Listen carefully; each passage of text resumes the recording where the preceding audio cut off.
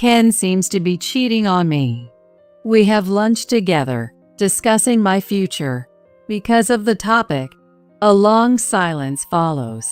My phone rings, breaking the heavy atmosphere. It's a call from Ken. If he finds out I'm at his parents' house, he'll get angry and yell at me again. I nervously excused myself and answered the phone.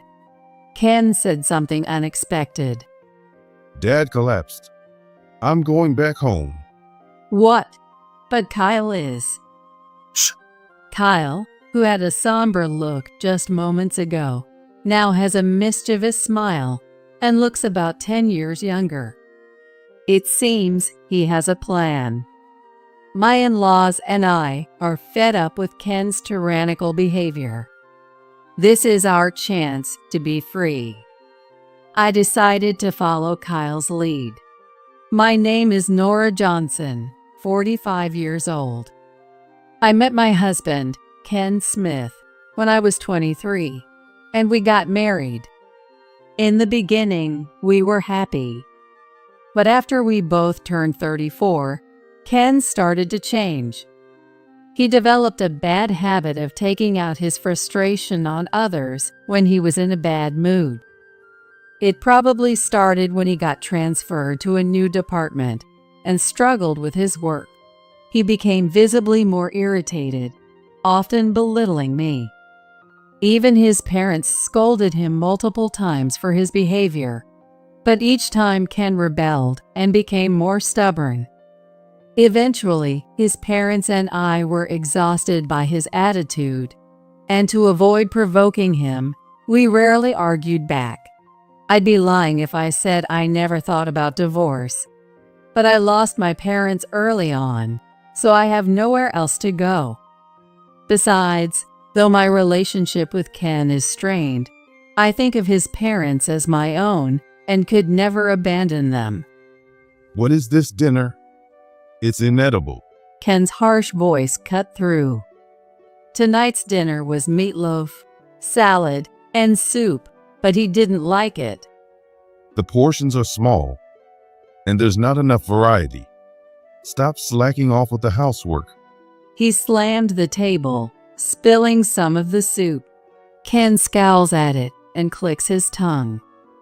Hey, what are you spacing out for? Clean it up quickly.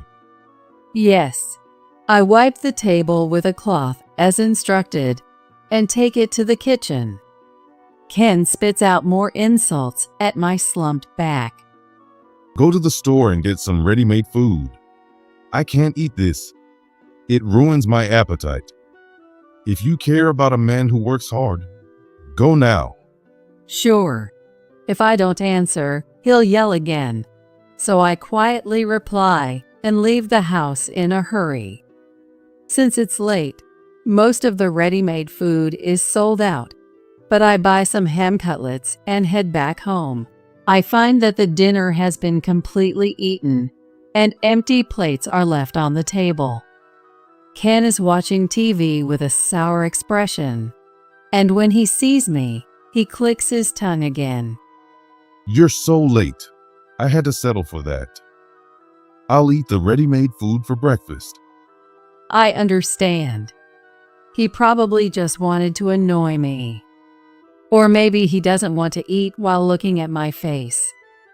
I eat my now cold dinner while listening to the hollow sound of the TV. Since Ken doesn't help with any housework, I wash both my dishes and the ones he left on the table.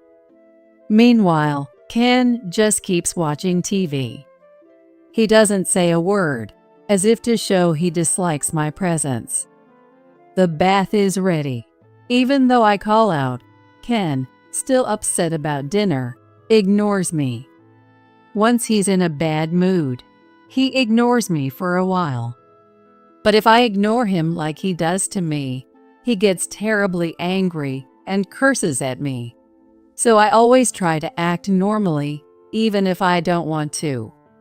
I'll go in first. After I finish my bath, Ken is still watching TV. It's your turn to take a bath. He ignores me again. I'm used to it, so there's no point in dwelling on it. After waiting a while and seeing no movement, I give up and head to the bedroom first. The laundry and bathroom cleaning aren't done yet, but it can't be helped. I'll take care of the remaining chores tomorrow.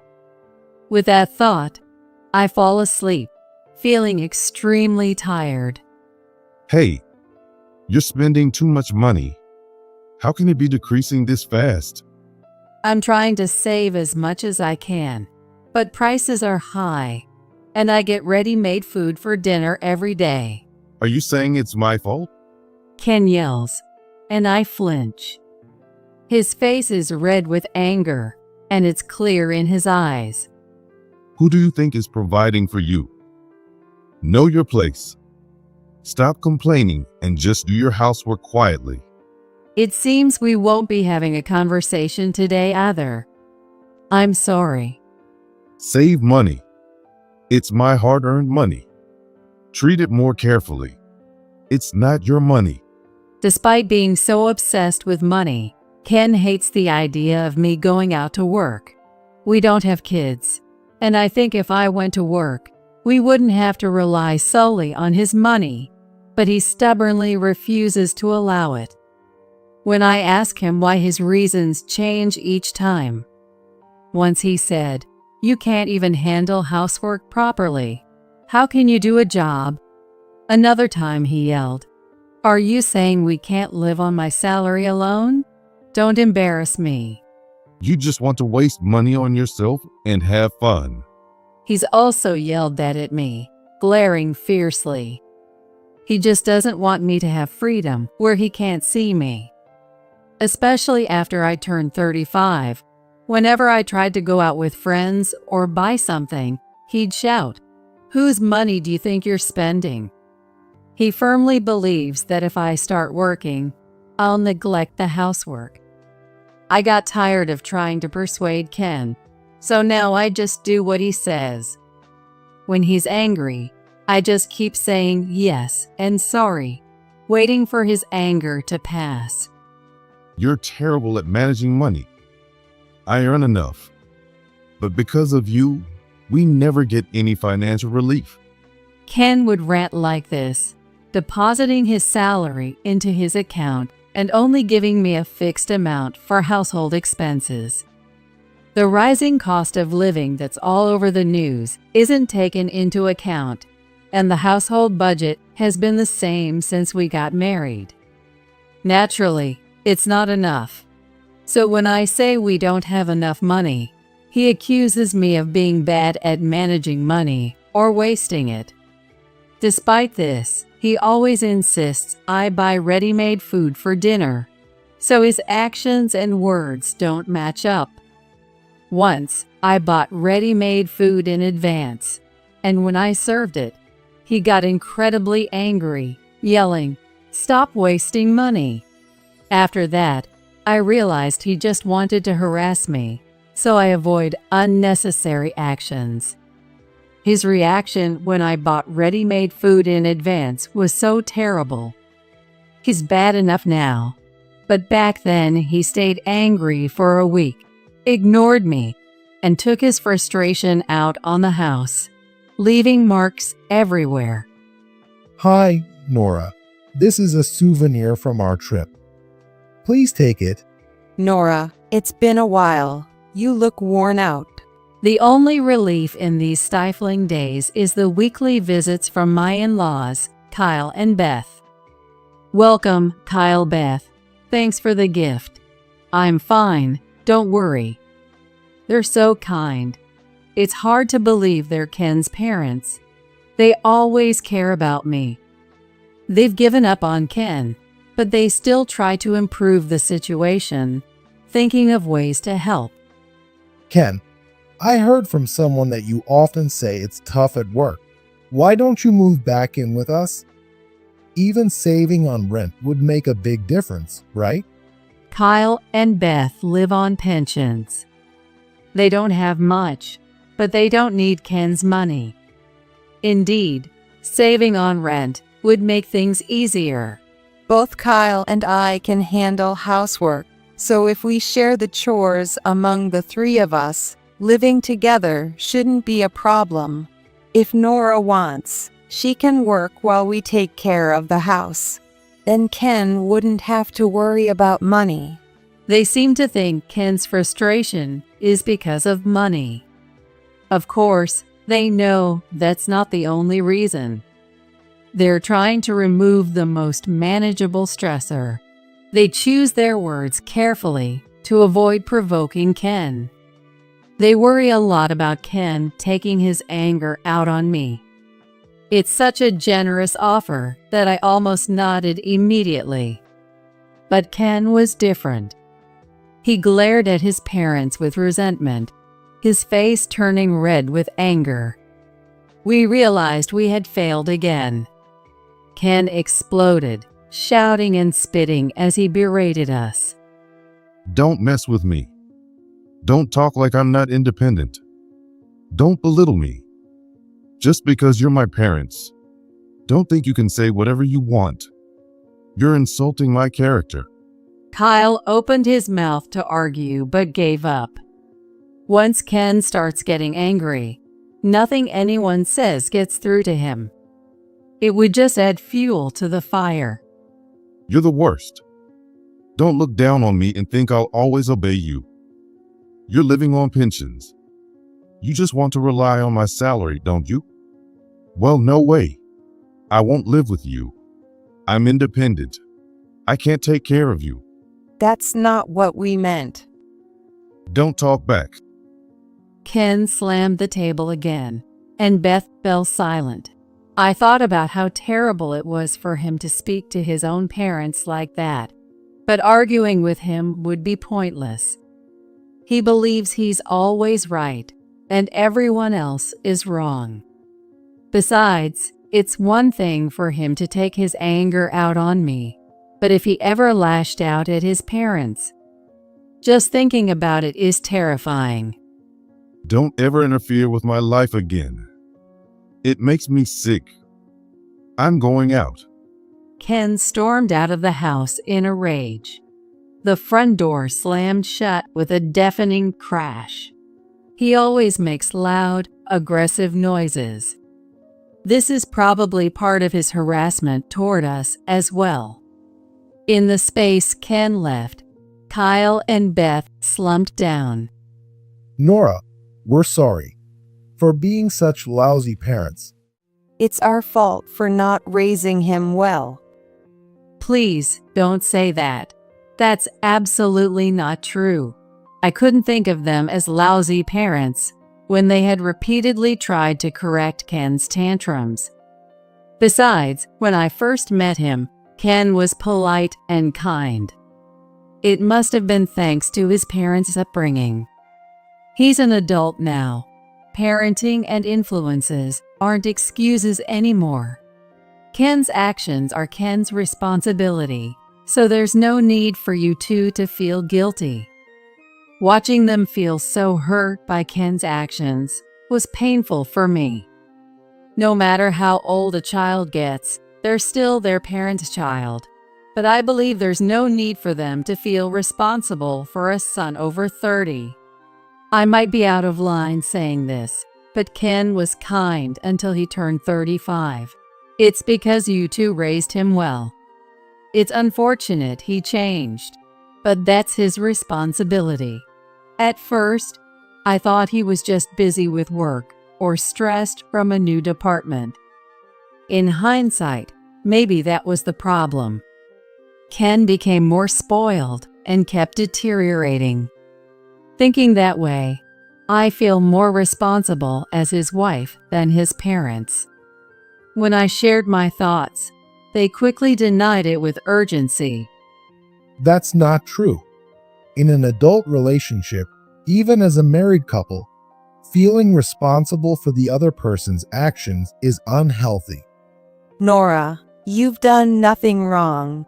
We can't thank you enough for staying with him. I feel the same way. For a moment, they looked surprised, then smiled a little. It seemed they realized it was strange to feel responsible for Ken's behavior. Since I'm not responsible, there's no way my in-laws are either. Feeling a bit lighter, we had tea for about 30 minutes and then parted ways. A few days later, I made plans to visit my in-laws. "Hello, Kyle, Beth. Here's a little something for you." As promised, a few days later, I visited their home. Since it was during the weekday, Ken wouldn't find out because he was at work. I knew he'd be furious if he found out I visited them, so I kept it a secret. Glad you could come, Nora. Come on in. Let's have lunch. You didn't have to bring anything. Thank you. Let's enjoy it together after lunch. Unlike Ken, my in-laws are very kind. They always warmly welcome me, even though we're not blood related. It was so enjoyable preparing lunch together. After a while, as we sat down to eat, Kyle asked me, So what's this about? It's about Ken, right? Usually at this point, they'd start apologizing, but respecting what I said last time, they didn't. That made things easier for all of us. We all struggle with Ken. Yes. Well, it seems like Ken is cheating on me. I'm sorry, Nora, but I'm not too surprised. Right. With the way he's been acting, it's not unexpected. Their bluntness made me laugh. Honestly, I felt the same way. Yeah. While he was in the shower, I saw a notification on his phone. A message from a woman saying she had fun on Sunday. After that, I knew it was wrong, but I checked Ken's phone. The password was his birthday. When I checked the messaging app, I found explicit exchanges with a young woman from work, and I remember being astonished by his recklessness. It seems the cheating started around the time of his department transfer, when he was 35. I see. He needed money for his affair, so he started yelling at you to save money. Kyle sighed, his face clearly showing his exasperation. Even with that personality, he managed to have an affair. In front of his mistress, he's apparently kind and generous. That's the impression I got from the messages. So all the consequences fall on you and us. Reaching this conclusion, the three of us sighed deeply. The meal we made together with my in-laws was ruined.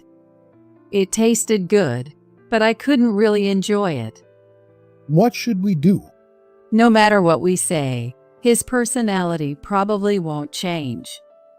I could divorce him if things get worse, but Kyle and Beth, his blood relatives, don't have that option. So I don't want to run away either. I didn't want to burden my in-laws. Breaking the heavy silence, my phone rang. It was a call from Ken. Could he have found out I was at his parents' house? "Excuse me, I need to take this call," I told my in-laws and answered the phone. After a tense moment, Ken said something unexpected. Dad collapsed. I'm coming home. "What?" "Kyle is." Ken's voice was so loud that even though it wasn't on speakerphone, his parents could hear him. Kyle, who seemed to realize something, put his finger to his lips. Shh. Kyle's mischievous smile made him look 10 years younger. Following his cue, I kept quiet about his parents being right in front of me and just listened to Ken. 3 days later, still at my in-laws' house, I got another call from Ken. Surprised by the multiple missed calls, I answered, and a frantic Ken yelled into the phone. Where are you right now? What's this divorce paper? Stop messing around. His loud voice was easily heard by everyone around me. He didn't like that I had left the divorce papers and moved out. Beth gestured for me to put the phone on speaker, so I did. I'm not messing around. I'm serious. What? Don't be naive. You've been a stay-at-home wife all this time. You can't live on your own. How insulting. Beth and Kyle frowned. I answered calmly, without any emotion. Too bad. I've already got a job. What? Ken's voice trembled. Despite constantly berating me, it seemed divorce wasn't convenient for him. Naturally, losing a housekeeper who doesn't need a salary would be troublesome. Kyle's former company was looking for an office worker. He introduced me. Dad? He growled. Ken knew well how much his parents cared for me. He didn't like it and would complain that they were spoiling me. Before we got married, I worked as an office worker. It's a part-time position, but if I work hard, they might hire me full-time. I'm aiming for that. So, this divorce is Dad's idea? Don't you have a mind of your own? Ken's words left me astonished. Did he think I was just going along with someone else's wishes? If he believed I had no reason to want a divorce, he should reflect on his own behavior. I endured your awful treatment because Kyle and Beth were good to me. But when they said enough, it was clear. Divorce is the obvious choice. Who do you think has been supporting you all this time? You're repaying kindness with betrayal. Normally, I would stay quiet at this point. But since I had decided to divorce him, it didn't matter how angry he got. I took this opportunity to voice all the things I had been holding back. You can't do anything like housework, but you could live in a clean house, eat 3 meals properly, and always go to work in a clean suit. That's all thanks to me. Do you have any idea how hard it's been to cater to your selfish demands? You're the one who's repaying kindness with betrayal. Jeez. He didn't expect me to fight back. Ken's voice wavered with obvious panic, but he quickly regained his composure and started yelling again. You've been living off me, so that's the least you could do. I don't owe you anything, and I've been providing for you every day, so I don't deserve this blame from you. Oh, really? Is that so? My voice was cold, causing Ken to panic again. He wasn't used to being attacked. But being a prideful person, he couldn't help but retaliate. What do you want to say? If you have something to say it clearly. And with that, he pulled the trigger on his own downfall. Then I'll say it. Over the past 3 days, you've been lying about Kyle being in the hospital and spending time with your mistress, Karen, haven't you? No way. What are you talking about? I don't understand. I could practically see the beads of sweat forming on Ken's face. He never expected to be caught. He thought I had no reason to want a divorce, and that I didn't have a mind of my own. He didn't anticipate me taking any unexpected actions. It was truly astonishing. I have your conversation logs from the messaging app and photos of you two leaving the hotel 2 days ago. You spied on me and took secret photos? That's an invasion of privacy. Don't act all high and mighty after cheating. I snapped back, and Ken, shocked by my outburst, fell completely silent. My in-laws, who had been watching, silently urged me to continue. Feeling a bit embarrassed, but also emboldened, I relished the chance to finally get back at Ken. You might not know this, but the hotel you used is run by one of Kyle's acquaintances. The cleaning company that services that hotel employs a friend of Beth's, And the restaurant you went to with Karen is owned by a friend of Kyle's from college. They all saw you two together and reported back to Kyle and Beth. After Ken called saying he was going back home, we started gathering evidence of his affair. It turned out that friends of Kyle and Beth had witnessed Ken and Karen multiple times. These friends, knowing Ken only from childhood, hadn't noticed anything before, but were helpful when asked. I don't know why you were fooling around locally, but your mistakes made gathering evidence really easy. So thank you for that. Ken is silent. He's probably speechless. I seize the moment and continue. I will be demanding alimony from both you and Karen. Alimony? He finally snaps out of it when money is mentioned. Typical of his miserly nature. Suppressing my contempt, I continue. I'm not withdrawing our divorce, so just sign the papers and file them. Otherwise, we'll settle it in court. I've kept a detailed diary of all the mistreatment I've suffered from him. Even though infidelity alone is grounds for divorce, the diary will help me get a higher alimony. Originally, I started writing it as a way to calm myself, as a hobby. Ken had forbidden me from going out or spending money on myself, so I kept it along with the household budget. The thought that Ken's own actions are now backfiring on him makes me feel almost giddy with satisfaction. Goodbye. Ken was still shouting on the other end of the line, but I had nothing more to say, so I hung up. Nora, you look very refreshed. Do I? Let's splurge a little on dinner tonight to celebrate your fresh start. Despite having no home to return to after the divorce, my in-laws, who had invited me to stay with them, continued to treat me like their own daughter. Having endured Ken's behavior together, we felt a bond stronger than family. Feeling a mix of embarrassment and joy, I nodded with a big smile that matched theirs. Yes, just when I thought it was all over, a commotion happened soon after I started my new job. Hey, you're Nora Johnson, right? Yes. On my way home from work, I turned to the voice calling me. It was Karen Harper, Ken's mistress. Why do I have to pay alimony too? Do you think I'd seriously be involved with that old man?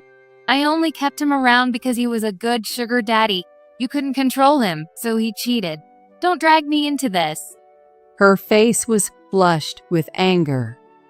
She swung her brand name bag around, looking like she was ready to pounce on me.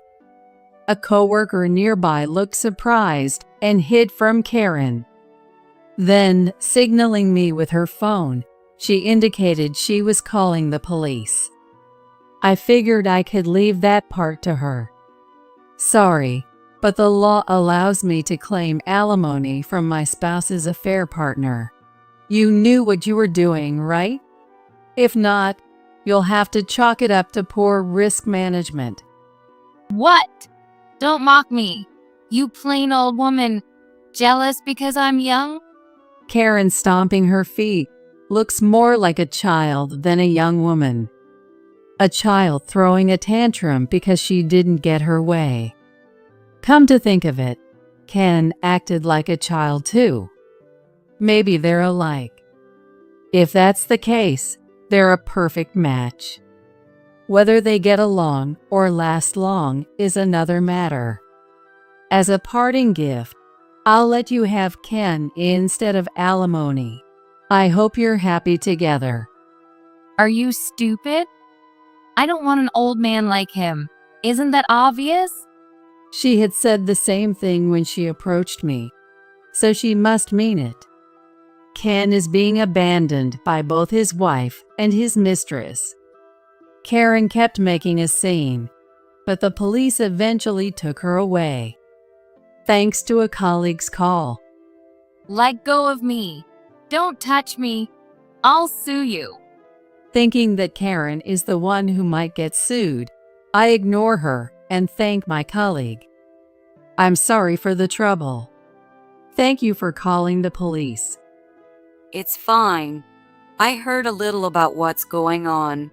It sounds tough for you, Nora. This is all I can do, but hang in there. Since Kyle used to work there, the people at the company are very kind. Many seem to have been helped by Kyle, so they're nice to me because of his introduction. After bowing and saying goodbye to my colleague, I see I have a call on my phone. Seeing that the call was from Ken, I decided to answer it with the police officer nearby. Nora? It's me, Ken. I was wrong. I'm sorry. Let's start over. The voice coming through the phone was completely different, almost groveling. Feeling nothing but disgust, I frowned. Kyle and Beth said they can't take care of you anymore. I know. They told me. You're all I have left. So please, Nora. Does he really think I'd sympathize with him over this? Don't insult me. I have pride and feelings too. I've endured enough mistreatment not to feel any pity. I can't take care of you either. Enjoy your life with Karen. Wait. Karen dumped me. He didn't realize I knew that. It's a predictable outcome. No young woman would seriously want a man like Ken. She got mad about the alimony and said, I'm not paying anything. You pay it. Then we fought, and now she won't even talk to me. Serves him right, but Ken seemed genuinely hurt. I just got carried away. I lost sight of myself. Please forgive me. I've told you many times it's over. But I'm apologizing here. Gone was the groveling tone, replaced by anger. The police officer who had been about to leave stopped and stared. You're at my parents' house, right? I know it. Don't think you can get away with this. And my parents. I'm their real son. But they all gang up on me with you. I'm already outside the house. I'll make you pay. At this point, there was no denying it. Ken had once again pulled the trigger on his own misfortune. I'm recording this call. What? Ken's previously furious voice suddenly became meek. He must have realized the severity of what he said. But it was too late. There's a police officer nearby. You're on speaker, so the police are already listening. They're contacting others via radio right now.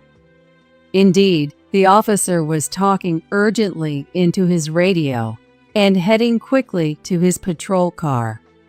No way. That's a lie. You said, I'll make you pay.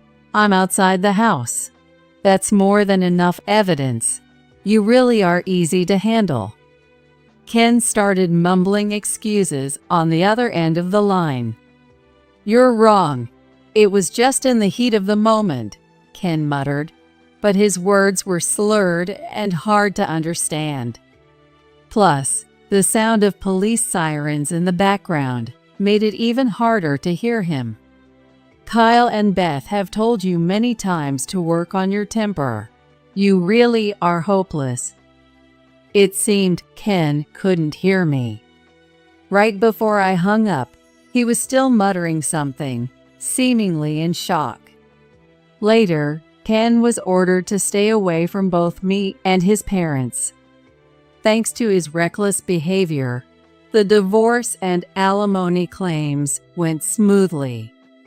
Ken is now paying alimony in installments. His new job is with an acquaintance of Kyle's, who agreed to deduct the alimony from Ken's salary. Rumors spread about his affair and abusive behavior, making his work environment very uncomfortable. It's widely speculated that he might quit soon, but it's doubtful any local company would hire him. Karen also found it hard to stay at her job and quit. She managed to pay the alimony by selling the branded bags and clothes Ken had given her. I heard she's working night jobs now, and her spending has gotten worse because she's infatuated with a younger guy. She's even in debt, so who knows how long we'll keep hearing about her.